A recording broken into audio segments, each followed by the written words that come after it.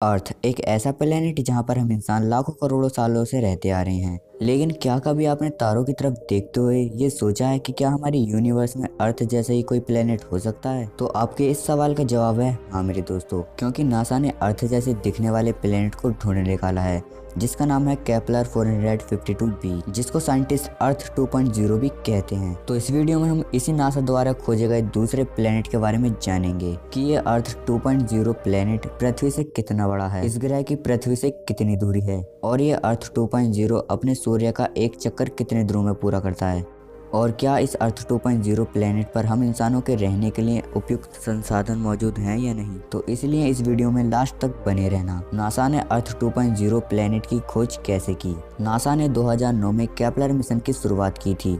इस Kepler mission का target था पृथ्वी जैसे ही कोई दूसरा प्लेनेट खोजना। इस मिशन के दौरान वैज्ञानिकों को कई नए ग्रह और कई नई गोपनीय घटनाएं देखने को मिली।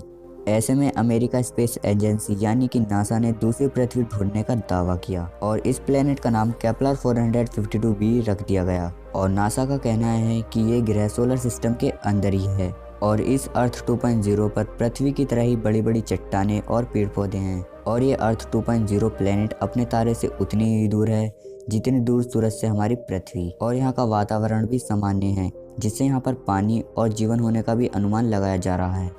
केपलर 452b प्लेनेट को दूसरी पृथ्वी क्यों कहा जाता है? धरती की ही तरह दिखने वाले एक नए ग्रह यानी कि अर्थ 2.0 की खोज, यह आज के दौर में जो दूसरी दुनिया की खोज में लगे वैज्ञानिक हैं उनके लिए बहुत महत्वपूर्ण सफलता है। नासा द्वारा 2009 में जो केपलर मिशन शुरू किया गया था उनके मुताबिक अर्थ 2.0 प्लेनेट हमारी पृथ्वी से 1400 लाइट ईयर्स दूरी पर स्थित है और इस ग्रह की खोज केपलर टेलीस्कोप की मदद से की गई और इसलिए इस ग्रह का नाम केपलर 452b रखा गया। नासा के वैज्ञानिकों का कहना है कि इस नए ग्रह अर्थ 2.0 पर जीवन के लिए पर्याप्त संसाधन मौजूद हैं।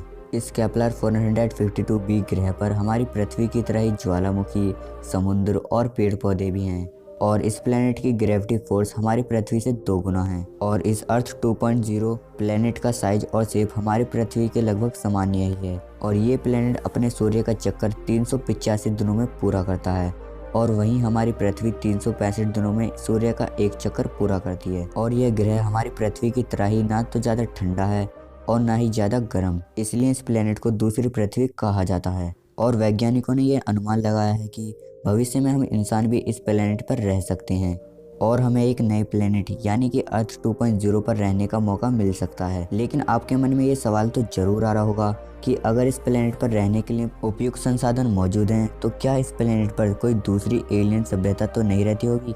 और अगर इस प्लेनेट अर्थ 2.0 पर कोई और एलियन स्पीसीज रहती होगी तो हम इंसान इस प्लेनेट पर नहीं रह सकते। तो इस बात की अभी तक नासा की ओर से कोई पुष्टि नहीं की गई है। और अगर मान लो कि इस नए ग्रह अर्थ 2.0 पर कोई और एलियन स्पीसीज रहती होगी तो हम इंसान इस नए ग्रह केपलर 452b पर नहीं जा सकते। लेकिन हमें अपने अर्थ को छोड़कर जाने की जरूरत ही क्या है, क्योंकि हम अपनी धरती माँ जहाँ पर हम इंसान लाखों करोड़ों सालों से रहते आ रहे हैं और एक खुशहाल जीवन बिताते आ रहे हैं, उसी धरती की रक्षा नहीं कर पा रहे हैं। तो दूसरे अर्थ 2.0 को हम क्या बचाएंगे? उसे भी हम इंसान अपनी इसी धरती की तरह तबाह कर देंगे। लेकिन हमारे पास अभी भी टाइम है अपनी धरती को बचाने के लिए। हम अपनी धरती को बचाने के लिए अपने आसपास के वातावरण को साफ कर सकते हैं। ऐसे ही और अमेजिंग फैक्ट को जानने के लिए हमारे चैनल फैक्ट वर्ल्ड को सब्सक्राइब करना मत भूलना, क्योंकि हमारे चैनल पर ऐसे ही अमेजिंग फैक्ट आपको जानने के लिए मिलते रहेंगे।